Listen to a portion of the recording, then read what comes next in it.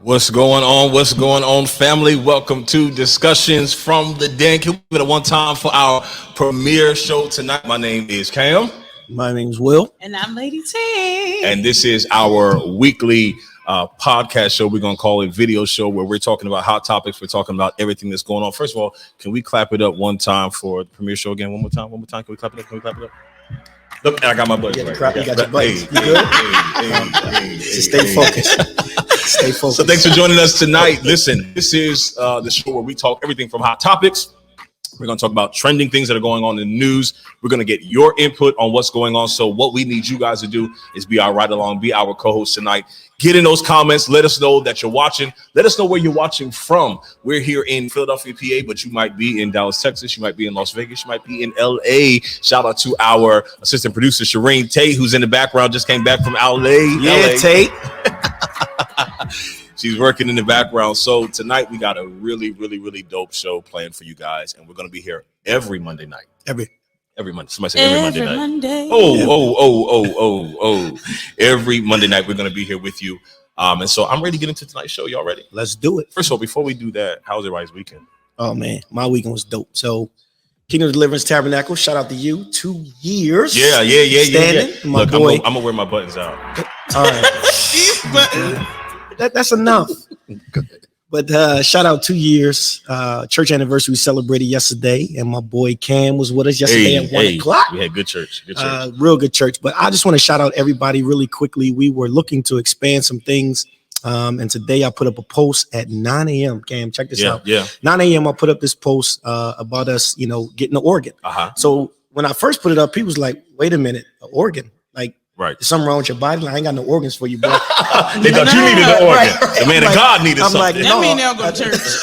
That's what that means. I'm like, no, an actual organ. And by 3:30 today, we exceeded our goal. You know what that needs? Come on now. That needs a bomb. Oh, goodness. I'm just glad he got him right. So I'm gonna let him have right. But I just want to say shout out to every single person that sold. I didn't give no dollar amount. I didn't ask for a specified amount, but every single last one of you out there looked out for us today. And I just want you to know that I'm grateful. I appreciate you. And on this Friday, our organ will be arriving paid in full. Hey. So that's how my weekend went. Paid in what? Full. Paid in full. I forgot the hoop tracks on here. I should have had some music right there. The hoop triggers? Yeah. Lady T, what about you? What'd you do this weekend? So I celebrated one of my sorority sisters' birthday. Y'all know those little those bicycle trucks that they do downtown for tourists. We did that for her birthday on Friday. And then on Sunday, y'all know I love a good brunch or restaurant to go to. I went to this place. It's probably not new to some, but for me, I went to this called Lucia Cartel. Never heard of it. It's a Mexican spot. It's a Mexican spot on Second Market. It's super good. Now, do the Saints go there, or is that? They should. Yikes. Okay. Now, what they get is none of your business. I ain't gonna say it's none of my business because I'm probably getting what they got. But it's none of your business. Okay. Got it. We're gonna leave it at that, and you all can surmise what you think happened during the celebration. Why don't y'all ask what was on the menu? Let's find out. Let's find out. So I had got a chicken and steak fajita. Okay. I did some safe. guac. Okay. And I did some juice. Okay. Juice. Okay. Bougie. We'll call it that for tonight. Period. Cam, how was your weekend? My weekend was amazing. First of all, of course, I celebrated with you. Absolutely. And besides that, I really just chilled. I was supposed to get my second vaccine, but I got kind of mine. Did you? I kind of pushed it back because wear your mask. You're not fully vaccinated. Wait a minute. Do not judge me. And the question is, do you got not judge me because we were in stuff? service yesterday. Now you're gonna have to think people thinking I gave them coronavirus. Did you get Johnson?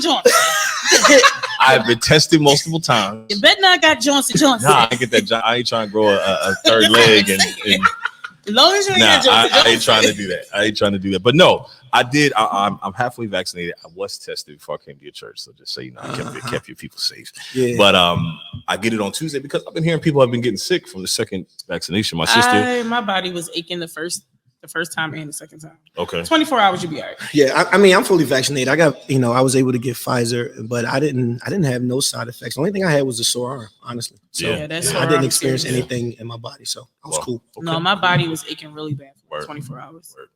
All right, so let's move on. So we got something we're going to do every single night. We're going to start off now. He's not Wendy Williams, but we'll call him Craig Williams. Shoot King. Will Williams. Oh my goodness. Really? Our brother is a shoe fanatic, so we're gonna do something every night where we're gonna give him a little shoe cam feature. Brother, what you got on tonight? So check it out. Right now, tonight, I'm wearing my Jordan Retro 11. Red boy. Let me slide it over this. Y'all see that? Y'all see that? Y'all see that? Y'all see that? I just can't with the fact that he put it on that right there, the table. And we got a little picture display for you. There you go. Y'all see that? There you go. Yeah, that's what I'm wearing. See, I had to put on a table because the Saints are like, man, he ain't really got that on. He lying. He lying. He fronting. That table, we can't see. So shout out to our brother tonight. And listen, we want you guys to be a part of this show. So we want you to reach out to us. We're going to put the email address up soon. But we're going to start off tonight, I think, with some hot topics. We're going to talk about what's going on. All right. Well, y'all know Lady T with the tea, right? Yes. Give us the tea, please. 2 hot topics that have been circling around the hood and the world. This gasoline scam that everybody's talking about. I heard that it was a scam. I heard that it was a hack. But apparently there was this thing where people were petrified that there was a shortage of gas. And there was this fake video that was spiraling or resurfaced around that went viral. It went viral and it had people in a frantic, like people literally had Tupperware at the gas station, filling the Tupperware up. I seen another picture where this man had all of those red containers that you're supposed to put gas in. Had a bunch of those, that big ones, put it in the car, and a lady with a plastic bags plural full of gasoline. Like, what happens if you get into an accident? Like, just hell on earth immediately. You ain't gonna need no gas. You gonna need an insurance policy. You're gonna need a funeral policy because you're gonna be dead. Can y'all imagine? Like, look, a man had Tupperware. Cam, you should try it. Oh, for real? That's what we're doing tonight? But I'm gonna be honest with you. Related to this, there was a time where I have run out of gas before. So I get the panic. So you was the one with the Tupperware? Don't judge me. Don't judge me. This is not about me. But no, I mean, what do you think that is? Because not only did we see the panic set in with this gas, but we also saw it when the whole COVID thing first happened, right? People were getting toilet paper. Why the toilet paper? I don't know. Like, what is that? We're gonna ask the bishop because we have a bishop in our presence tonight. He's a prophet. So honestly, I think. Hold on, tap in. The government. The Lord ain't saying nothing. Get out of here. I honestly believe that the government plays off of the emotions of the people, and anything that appears to be a disaster, the natural instinct of a human is to find survival. And so, this is real deep. Any spiritual get you're getting Bible study and a blog talk show. So what people did is, like if I have to get around and you telling me it's a shortage in gas, then what am I going to do? Right. I'm going to go try to survive the way that now plastic bags. I'm not sure, is that real? Because there was a video, picture, whatever. I seen a picture of. We've all seen a picture. Is it a moving video? I don't know, but it was clear bags of gas. That's all we know. That's all I know. We have to get her on the line to confirm that. Right. Clearly, all of it's a rumor, so I don't know what's real or fake. But all I know is I seen a picture of Tupperware. Yeah. The things you're eating. And I seen plastic trash bags full of gas. Crazy. I mean, I don't know about that. Shout out to the 40 of you who are watching right now. Let's Can we go. Can we give it up? Let's go. Can we give it up? I'm going to wear my buttons out. So let it just right there. We love y'all. We love y'all. All right. Benita Smith is on. She said, yes, she saw the video. What's Benita saying in the comments? She said, yep, I saw the video. She had 3 of them. See? Then tied up, wrapped up, tangled up in Jesus. On her way to a burning hell. The question is, how do you get the gas out of the bag into the car? We need her as a guest. They didn't think through that. It was like, I just need to have it. I'll figure out next steps later. As long as I have storage. I don't know. I don't believe it. Bro, you want to call out some people we see in the comments? I see our brother Bishop Donnie Neal. Hey, Neil, what's up, man? Hey, listen, Bishop Neal actually opened up a cafe, and this coming Wednesday, I think he's having like premiere show. Bishop Neal, send us your information. He got a dope show that's coming up. He's doing like a karaoke night this Wednesday. That sounds like a spotlight. What? That is a spotlight. Yeah. You gotta go. Yeah. But you know what? We can do a show there too. We can do a show there. It's food. We can do one of the live shows there. Yeah, word. At Bishop Neal's Cafe. Let's get it. No, if we're at the cafe, you can't eat. You have to do the show first. I want to eat, and then we're going to do this. Check this out. Somebody said, Tamara Stanton in the comments said, how do you get the gas back out of the bag? Bishop Donnie Neal said that you do it with what? Jesus. A straw.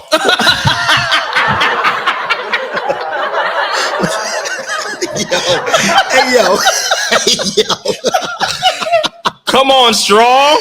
What? I have many questions with that, but we're going to leave that alone genius.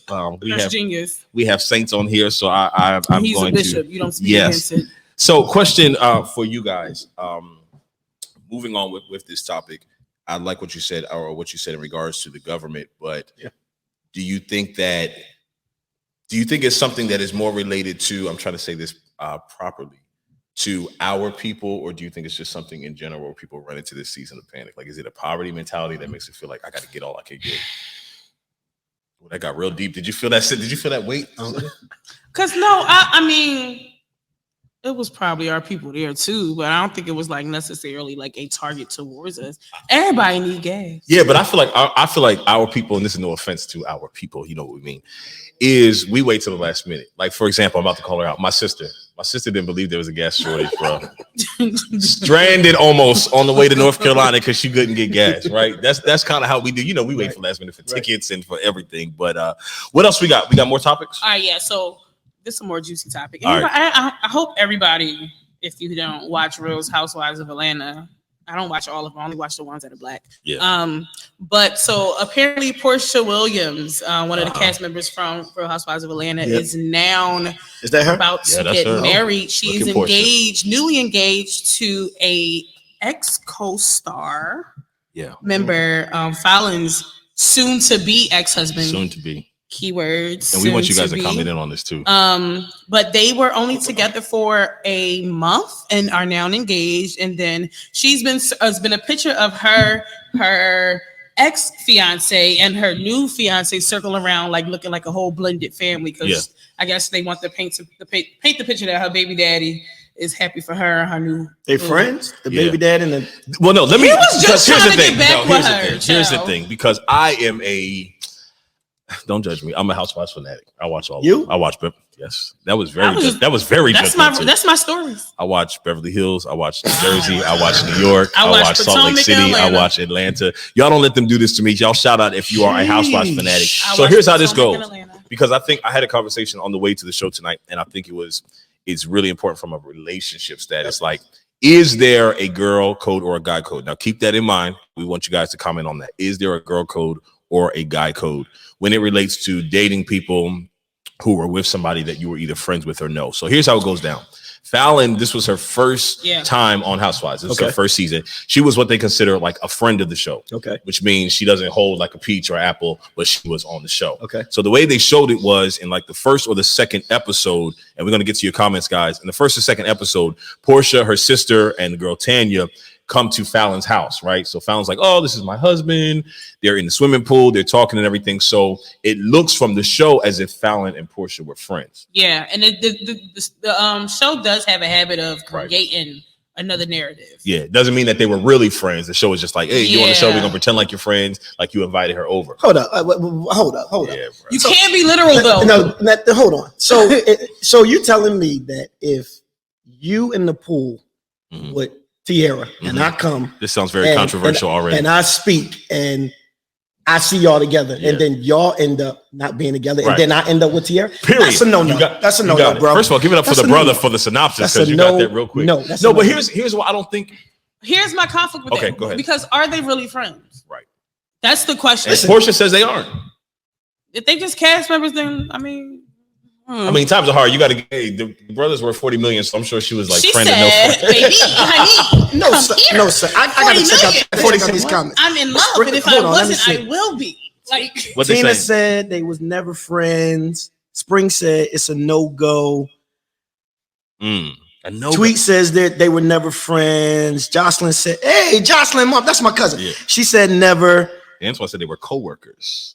See, if we co-workers, all bets are off, because I don't know that. I'm here to get this check. Here's my thing. I guess it comes, and again, I think it comes from the way you was raised, right? So, and my thing is, when I was raised, it was like, if you see somebody with somebody and you acknowledge them and there's some kind of conversation, that person is off limits. Good point. Like that's a no-go, right? Good point. Even if you didn't know the person, even if you didn't know them, because at the end of the day, like you knew they were together, so that's a no-go. Like that's off limits. And to that point, playing devil's advocate, whether they're friends or not, they were cast members, so they did work closely together.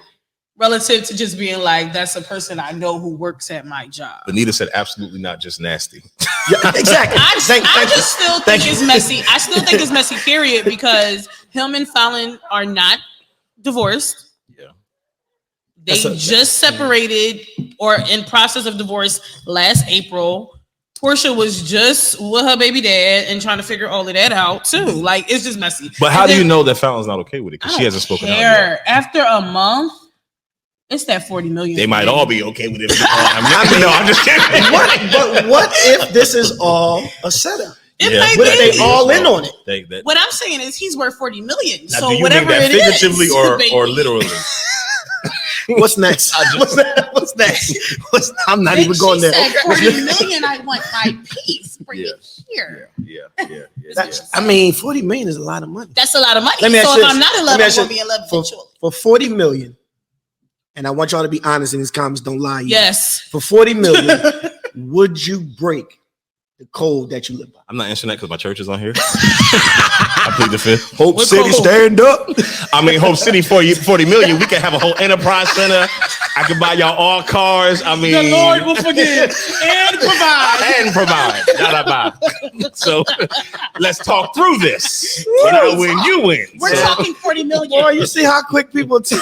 I'm just saying, the Lord works in mysterious ways. 40 million. Steph said 40 million. Come on.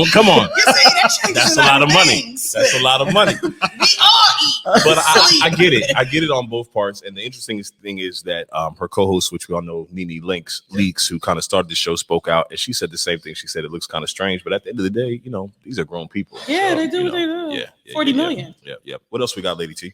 All right, so we're gonna always end this segment with like where did you know facts or whatever. Some of them are going to be extremely corny, and I know they're going to be really corny. But you got the button ready? I got it ready. Go ahead. I found these really cool facts about things that we as Americans find really normal that other countries think are like really crazy and abnormal. Okay. Here's a few. Okay. So you know how we do our politicians do like attack ads, and some lawyers will do some attack ads on their competitors or something. In other countries, they consider that to be illegal and unethical. Okay. Then there was one that said, a lot of them was about food. I know I love food. Hence, okay.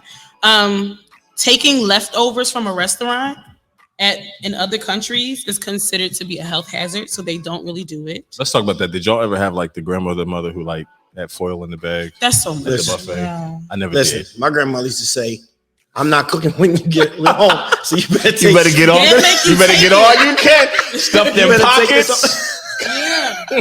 Have crab legs and stuff all in you. Gotta love our people, but ain't it something when we go to the buffet? Them place be stacked with crab legs like we ain't never ate before. Like, it's embarrassing. Put this in your book bag. Put this in your book bag. Go to the car. Come back. You'll like this one. Okay. Tipping at restaurants, you don't tip here. We consider it like really rude because the wage is so low. Sure. But in other countries, it's not a big deal because their wages are higher. And I know you was just talking about this. I was.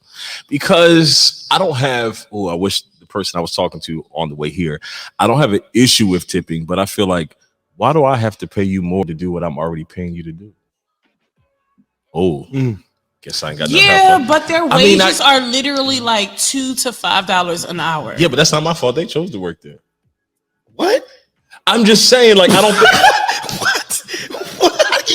What's wrong with you? I'm just saying. If okay, wait, because now I feel judged. Maybe that's the only job they qualify. No, I'm just saying this. If I do get annoyed when I go to like Dunkin' Donuts and they got a tip thing because I'm like, I think that's like dine-in restaurant. Now I agree with you. That's annoying. I've seen that a lot lately. Like, why am I tipping you? Like, they said we're not getting enough customers. Please. Now, do y'all tip, like, say you order from a restaurant and you go and pick it up and they bring it to the counter, like when you go to Chili's or something, you get like takeout. Do you tip them as well? No, I don't do tip. Okay. I don't do. What about y'all? Put in the comments. I don't tip on like Uber Eats. I don't do tip for takeout. I don't tip at to go. You don't tip on Uber Eats? No. What's wrong with you? Oh, you do? Sometimes. Okay. Awkward. Anyway, I don't. But with restaurants, I do tip. But I do tip. I'm big on tipping only because I used to serve and I used to bartend. Look at my sister's comment, please. Look at my sister. What's your sister say? I'm not saying that we don't tip. But I do tip according to service. You know, some people just tip like 20%, period. No, I'm a stickler for good service. So you do pop in. Tamara said always tip at dining places, but not at a carryout. See? But let me just, I do tip. I don't want anyone to go away thinking I don't tip. You be tipping? I tip good. I am a very good tipper, but I just feel like, why doesn't the person they work for just pay them what they are supposed to be paid? I used to hate when I was a waitress and would be pouring my heart out to these tables and nothing. Yeah. And then it's like you did all that and you're not even guaranteed. So I'm not saying like I don't tip because I don't feel it worth it. I just feel like more businesses should. But imagine, and this has happened to me, imagine like working all night, people not tipping well, right? And then they do this thing like called tip share, where you have to give a percentage of your money back. See, that's crazy. And they're taxed now, so you have to put in a certain amount. Like, it's a whole lot of things. You know, it's a lot. Jocelyn Mumford said, I tip at restaurants, but delivery sometimes it depends on the driver, the quality of the presentation of my food. Spring said, I tip according to service. Chris Green said, I tip at dine-in. And Judy Reed said, it all depends on the waitress. I agree with that. Yeah, like... I think it definitely depends on the service. All right, so here are the other three. Having a baby shower in other countries are considered bad luck before the baby's born. That's interesting. So they don't do baby showers like that. And then what was another one that I thought was really good? Oh, the fact that we have access to so many drugs, like drugs over the counter that you can buy. Yeah. In certain countries, they do not allow them to buy like packs. So like, you know, like a 60 pill case of Tylenol or something. Right. They literally only allow you to buy the number of pills depending on the immediate need. I mean, that's a whole other topic we can go in. We're going to do an even. But I just thought those were pretty interesting. No, they definitely are. They things definitely that we consider normal. Like even that baby shower one was usually like they don't do that type of stuff because it's considered bad luck. Y'all are going ham on these tipping comments. I want to pull out some more comments real quick. Who you see in the comments? Who you see? They make $2.13 an hour. That covers taxes. That's her. You know, she going in because she. But shout out to my sister. She's also an amazing nurse as well. She is doing it big. Just got brand new residence, moved in. And so shout out to you, Kate. I'm so proud of her and all my siblings. But okay, Benita Smith. You want to read? Benita Smith is saying what? What about the restaurants that automatically charge gratuity? What about that? Y'all still tip? I mean, I don't tip more after that. If it's in there, most of the time when they already add the gratuity is like 20%. Listen, y'all, we want you to stay with us. Discussions from the Den. Shout out. We got 43 of you rocking with us right now. Listen, we need you to do us a favor. We need you to get out there and share it for us. Put it on your page. Let them know Discussions from the Den is on. I know you all probably didn't know what to expect tonight. If this was going to be church, if it was going to be ministry, if it was going to be laying hands on here. Nah, this is real talk, but with some spiritual insight as well. We got some. Every Monday. When is it? Every Monday. 9 p.m. Oh, that needs to be. We need to do that again. That was. That was every Monday. 9 p.m. There you go. Every Monday, we got some crazy topics. I can't wait for next week. We're going to get into our nightcap tonight. Our nightcap tonight is trendy versus traditional. Yeah. We're going to talk about what that looks like specifically in the church. Yeah. Because I know that we both have our perspective on that. Looking at us right now. Sure. You know, most people who didn't know us wouldn't know that we were pastors. Sure. But we're going to talk about what that looks like. Trendy. Look at the church mother judging us. All these tattoos, earrings, and carrying on. He's a little more saved than me, but I'm still sanctified. Hope City strong. But we're going to talk about that. But next week we're going to talk about when is old too old. Dating outside of your age range. I just need you to tell the story that you gave us a snippet of. I got a personal testimony. Don't worry about it. Save it for next week. Because I got like Shout out to Tomar Jackson joining us in the comments. Karen Moore joining us in the comments. Tina Duncan joining us in the comments. Stephanie got us right. Hey, Hope City strong. Hope City strong. All right, so we're gonna move on. We're gonna get into our topic tonight. We also got some special guests. We're doing some things that are called Music Monday. Yep. And before we get into our topic, we want to honor somebody very special who suddenly passed away, and a great person. He was honored. I believe the service was this past weekend, right? This past week. Yeah. We want to shout out Paris Bowens. I didn't know Paris personally, but definitely was impacted by his music, seeing things that he's done, seeing people that he's worked with. And it's always sad when you lose somebody, you know, definitely. I mean, we can say before his time, but we know that God also does all things, you know, in his specific time. What are your thoughts? I mean, I think, you know, I knew his brother, Lawrence, really, really well. Lawrence Bowen, shout out to you. Paris was just a musical genius. He impacted, the world with his music, and it wasn't just gospel. I saw him playing down in Baltimore with Anthony Hamilton. Oh, okay. And it was kind of dope because it's like, you see him in the church, but then you see him on the secular world, but you could feel the church feel. Anthony his Hamilton, whole family is into music.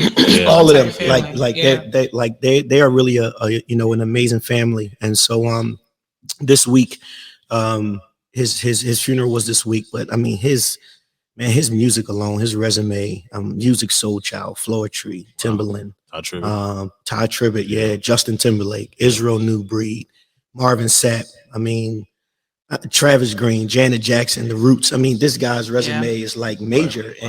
But what I really admired about him the most when I got to see him, like he would do live sometimes. He was definitely a family man, but outside of that, like he really loved God with all his heart. Yeah. And so it was really a major hit to the music industry, but to the Bowens family. Yes. We're praying for you guys. Definitely. We love you. Definitely. And he was definitely a gem, and he's a legend, and he'll never be forgotten. So we want to do something special tonight. We want to honor Harris, and we just pulled something real quick to celebrate the genius that is him. I want you guys to take a look at this. I got a new song I want to share with y'all. It's our last offering on tonight. It's called You Are Good. And this song came during a time of coronavirus, where everything was crazy, was going on, and I was losing my mind, just being locked in, and I needed to connect with the Lord. And in my connecting with the Lord, I realized that no matter what happens and what's going on in the world, that God is good. Here we go. Now I know you had a plan for me before I was born. And I know you had been launched away. Now I know that we're straight, 'cause you're good, you're good, you are good, my Lord, you are good, 'cause you're good,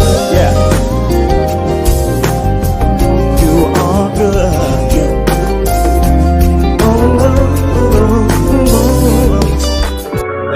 Hey.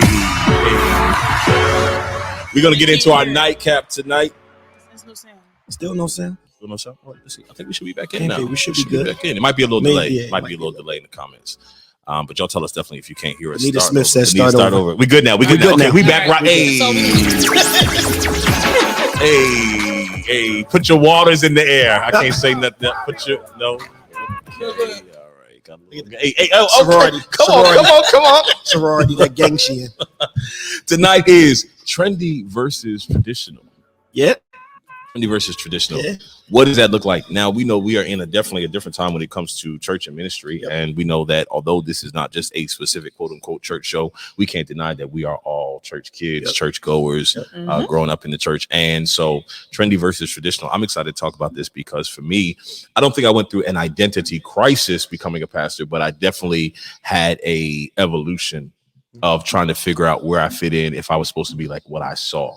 So this is our topic for tonight. You want to kind of elaborate a little bit more on where we got this from and what we're going to talk about? Yeah. So me and Pastor Cam, being young pastors, innovative pastors, this has always been a topic that we discuss personally. Right. And I remember having this discussion when you had the young pastors meeting. And this was like the topic that took the majority of our time. And what we discovered that day was like, it's okay being who you are, as long as you don't lose the standards and the foundation, right? Right. And I think what is the fine line is, and you being so innovative, like you can't forget the expectations and the importance of being a leader, right? So for me, I'm very careful of what I wear, how I dress, especially when I'm inside the church, because even being a young pastor, like that could still be offensive to certain people, right? So you can't win what you offend. So it's always about say that again. That was wise. good. You can't win what you offend. That was good. I got that from Bishop Walker, actually. Oh, that's not mine. Okay. Either way, that's not mine. You went very deep on us, but that was good. That was good. So it's just a matter of because and Cam, you were there yesterday, right? Yes, sir. So you saw some young people that had jeans on. Right. You saw some people that were semi-dressed. Right. But then you saw some others that had hats on. Yeah. Right. So it's but they feel comfortable being who they are. Certainly. But I think it's about the presence, and your appearance has to still be sharp and clean. Right. Yeah. So I think for me, this topic is very not sensitive, but is very I can elaborate on it a lot, because I think for me, I have always to a degree been someone who has broken the mold. Right. So I've always been someone, and not from a place of being rebellious, but from a place of just by nature kind of being someone who was I don't want to say trendsetter, that says a bit pretentious, but who just was okay with being different. Right. Sure. But coming into being a pastor, it was a little different, because if we be very honest, and it may be a little controversial, there is a lot of politics when it comes to pastoring, being a bishop, being in leadership. It's very political, right? It's about what you look like, who you know, where you can get in. Sure. And for me, it was never about that, but I almost fell into being in the Black church specifically, and being a part of that, serving other leaders and different things like that. It was like, where do I fit in? Right. So what's that fine line between being true to who I am, but also being able to connect with this machine, and I don't say that offensively, but that is, the Black church, because although it's a big circle, it's a very small circle, right? Everybody knows everyone. Yeah. And so for me, I don't think I struggled, but I had to really kind of test out what works for me. Right. So me, bro, before this, I loved wearing collars and doing all that. And I still honor the sanctity of the garments, but it just didn't feel right for the people God was giving me to lead. Yeah. Can't get you to put one on now. See? You always gotta. Can't get you to put one on right now. I don't know. They tried to get me. I was dressed up yesterday for you. It was your anniversary. You were. Suited and booted. I was trying to be a little fancy for my brother. But no, so I think that y'all don't let them do this to me. Y'all don't let them do this to me. Help me out in the comments. Hope Sedden, we love you. But no, for real, so I had to be very clear on who I was called to and what best fit my ministry. And I'm gonna tell you the one thing that really opened my eyes to it was one Sunday I wore a thank you, Sakisha, I hope I'm saying your name right. Sakithia said I was sharp. Thank you. Bless you. Thank you. Y'all help out, Pastor Cam. That's a kid. But no, I one Sunday wore my cassock, and one of my members was like, "Pastor, what is that you have on?" And I was like, "Take it off." Yeah, it was funny, but it was like they did. And I got that in here for you. I'm ready tonight. I'm ready for whatever you got. But for me, thank you, Karen. For me, they were not interested in all of that. Now, same thing in my church. Now we are very unconventional, but we're still very. Look how you look at me. I feel judgment all in your spirit right now. We are still very, we believe in holiness. We believe in sanctification. We believe that, there is a respectable way to dress. Sure. I have individuals in my church who wear jeans and t-shirts. Sure. I have individuals in my church who wear head coverings. Sure. Right. And all of it, I think, is so beautiful because we all still come together for the same thing, but there's no judgment. It's not like, why you got pants on? But it's like wherever you come. But then we do have moments where we honor it, even though you try to rebuke me for, some things we'll talk about later. But but ask me if I can. No, I'm just kidding. But that's where I am. Is I feel like we have to get to the place where we are true to ourselves, and we are not afraid of what the stigma of people will be. Because I believe, I felt the transition in my voice. I'm sorry. I'm trying to be real. You need the hoop trigger right now. I feel like there's an audience for everyone. And if you're not clear on who you're called to, you'll be a chameleon that changes based upon where you are. And you'll never have your authentic ministry because you'll always be changing. Yeah, but you have to be to the place, Jesus, no matter where he was still Jesus. Sure. Right. Sure. He didn't care if he was around. I'm just saying he was just always Jesus. He went deep. But that's what people were drawn to. See, we can't get with you because we don't know what we're going to get from week to week. But I think the beauty of it, and you just said it, is like when we do look at our ministries, look at how so many differences of opinion when it comes to dress. Right. can still collaborate and have unity, right? And that's what the church should really be. It should be like when you look in the mirror, you shouldn't want to dress like Teira. You shouldn't want to dress like Cam. You should dress according to who you are, still being presentable and respectful, and still be able to go in church and lift your hands without feeling like, oh, if I lift my hands, they're gonna look at me because I got jeans on, or you know what I mean, because I don't have my head covered. So, but a lot of that is birthed out of misconceptions through the scriptures, that we take certain parts of the scriptures and pull them out and make them something they're not, which is why, I always, I'm sure that you teach goes back to slavery. Yeah, I believe it. And it also goes back to an ignorance of not studying, but pulling scripture out to be judgmental. And what we've done is we've made people afraid of the scriptures versus excited to study where that's coming from. So a lot of those things, that you read, even when we talk about tattoos and things like that, people will pull that one scripture out. But if you don't read the whole thing, you'll realize me and my tattoos are going to hell with you for eating red meat or all of that is in the same scripture. So you can't just pull out one piece and say, oh, well, that's not holiness. You're going to hell for that. Convenient for you. Right. And what time it was written for, what was going on during that time. So I think that's important. We want you guys to comment. You see any comments in here so far? I see Jocelyn said authenticity and transparency is key. Certainly. Yeah, I agree. But I think that was the biggest thing. I'm not necessarily one that'll break the rules, but I'm really big on why. And that was always what was the missing element of it. Like, cool, wear stockings, hated them.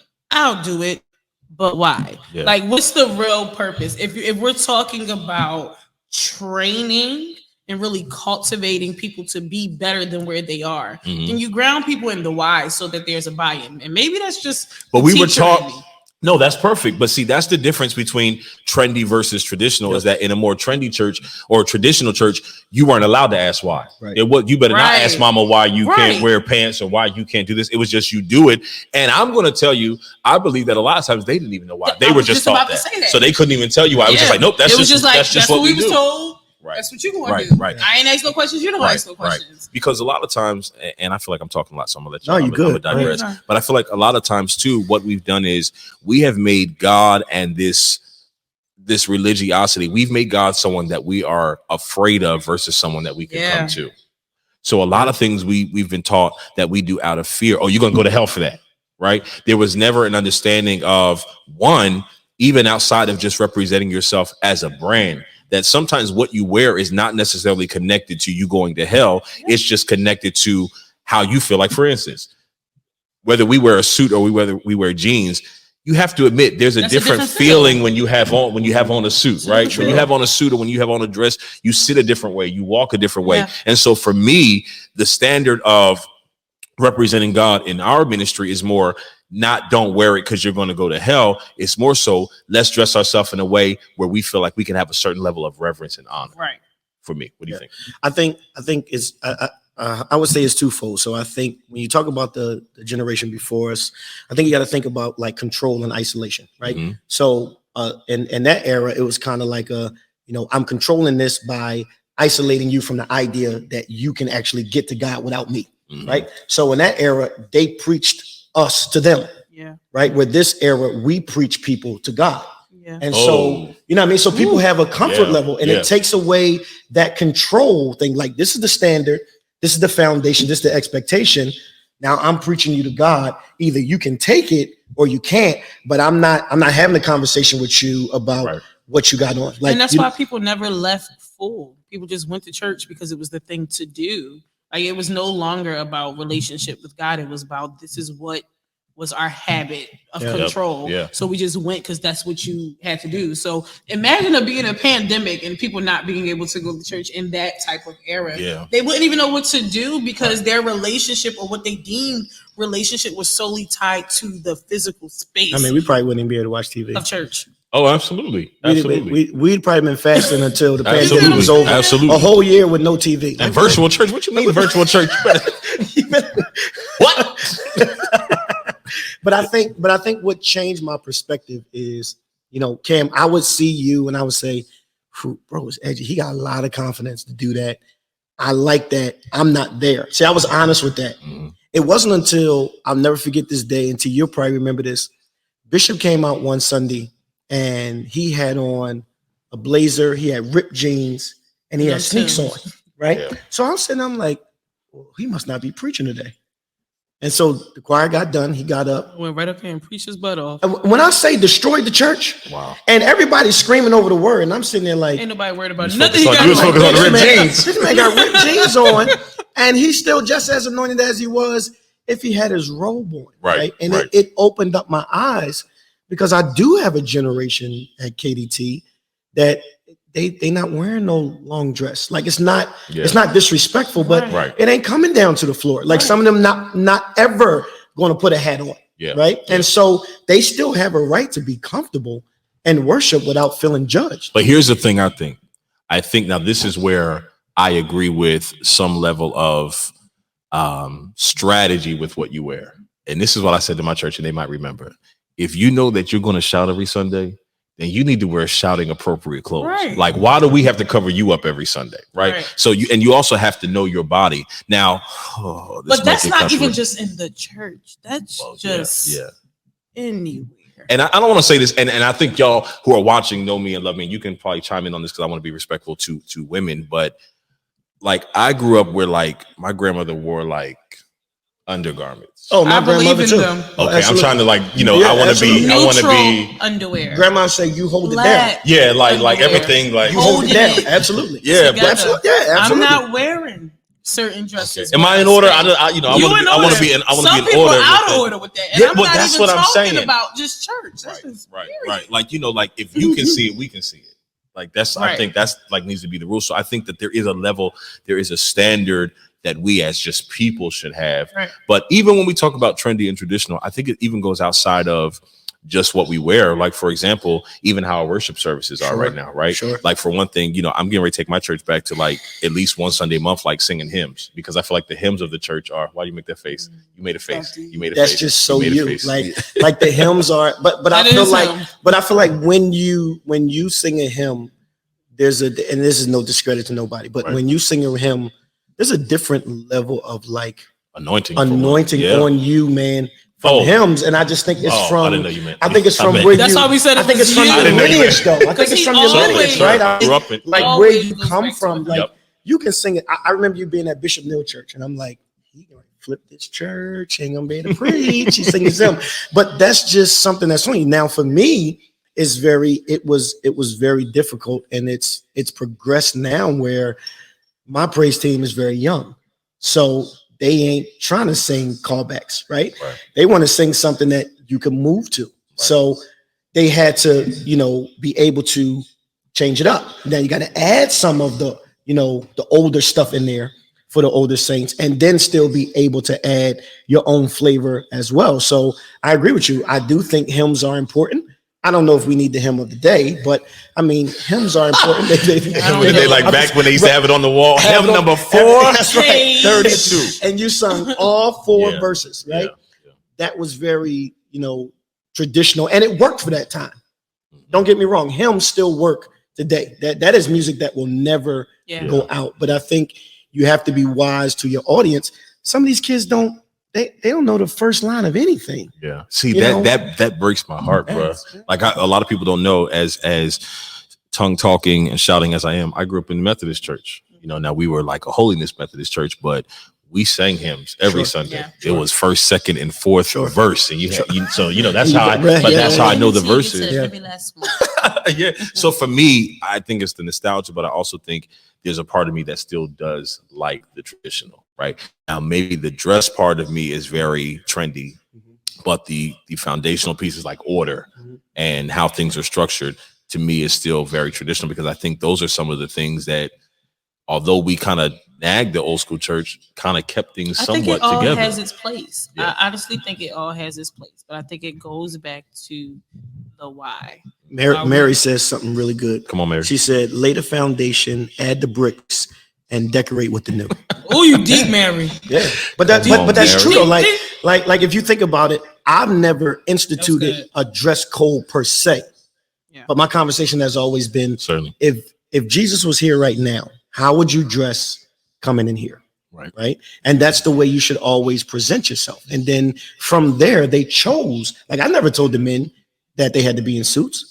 That's what they like to do. Yeah. Some like it, some don't. Now, one of my members, Antoine, I love him because he is so true to himself.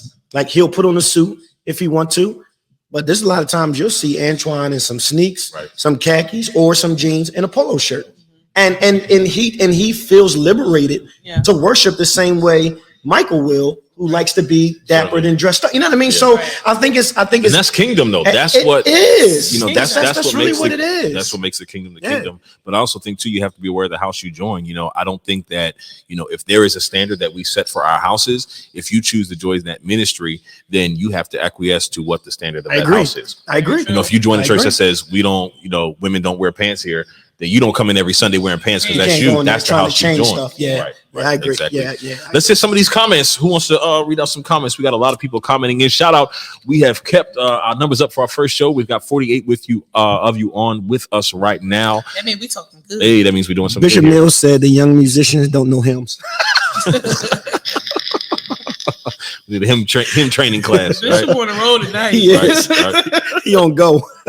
Jocelyn said she sung all the verses, even had to repeat some until folks got it. Yep. Because you know they'll run a song in the church, but the anointing would come in. It would come in. You can sing. You're gonna keep singing it. You're gonna keep singing you it. Ain't know before, you know now. Who else you seeing there, bro? We got Benita Smith. Benita said what? I love a good old hymn. Still sing them from when I was young. Pastor takes me back. That's right. Brings to I'm telling you, like Cam, you really have an anointing on you when it comes to hymns, and I think your passion for them oftentimes comes out in your voice. Certainly. And it definitely does bring a level of reverence to, you know, whatever space you're occupying. So I definitely agree with Benita. Lady T, we want to get your experience. What's your experience been trendy versus traditional? My God. Because, you know, the church, I grew up in non-denominational, a lot of it. Part of it was Kojic, but most of that was just like turning certain things on and off. Right. But even in the non-denominational church, like Bishop Walker, he is very traditional in a lot of different ways. But there have been transitions in that too. Like I was there since I was 7. So there was a time where we had to wear the skirt that was below the knee and the stockings if you wanted to sing on the choir and all of that. But there has been an evolution with that. I think for me now, I'm in a space where it's just like there has to be more than church in the building. Oh, absolutely. And like that's what this pandemic is teaching us. It just has to be more than that. Like ministry has to look different, especially after the pandemic. We can't be doing the same things that was happening before we went virtual. Right. So like we're still virtual now, but like going back, I don't want to feel like I'm going back to the same place. I want to feel like we're doing something different. I want to feel like we're reaching a new group of people because that man is a brain. Yeah. He can preach in any space that he wants to. So I think he's going to go into a space where he has like a lot of leadership and a lot of people who are going to cling to him that's going to want to do ministry different. And I think that's just with any ministry, period. Like we just have, our approach has to look different in the way in which we're reaching people. It can't look the same. We got some more people in the comments. Spring Scruggs says, I agree. Derek Pugh says, I will agree. Tina Duncan says, we sang vocal songs. Shout out to Bishop Donning Neal. Thank you for that, sir. Anika Brown says, it's hymns all day for me. Guess what, y'all?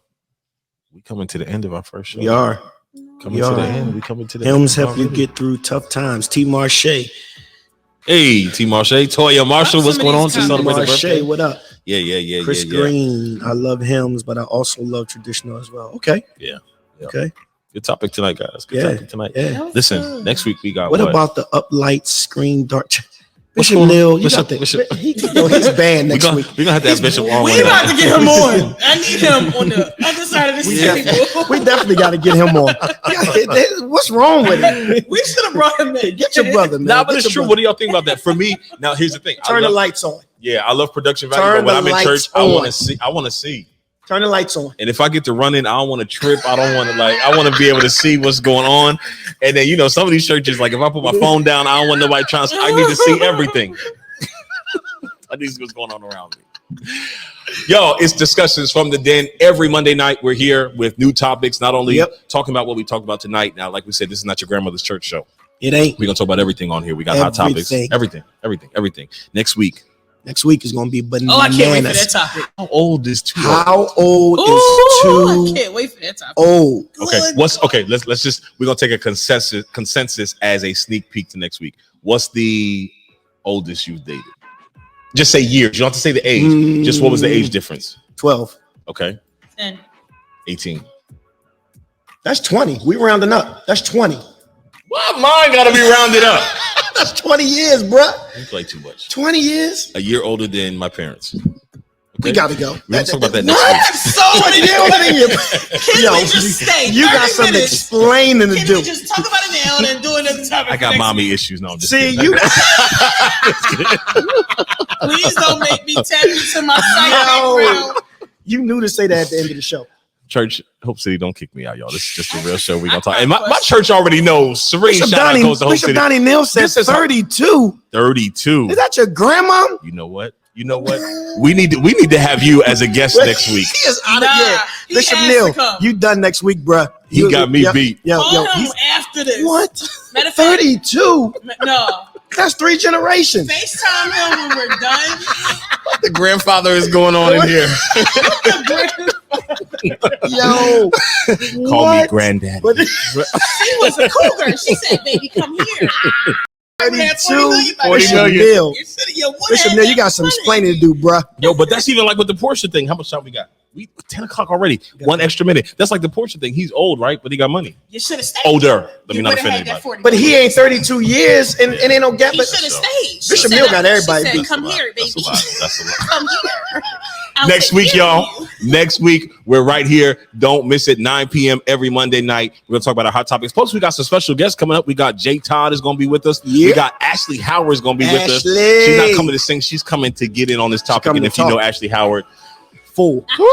Stone cold. It's going to be something. It's going to be something. Cannot it's discussions from the den, y'all. Every Monday night. Make sure you follow our Facebook pages. And we'll see y'all next week. Until next time. Peace. Be good.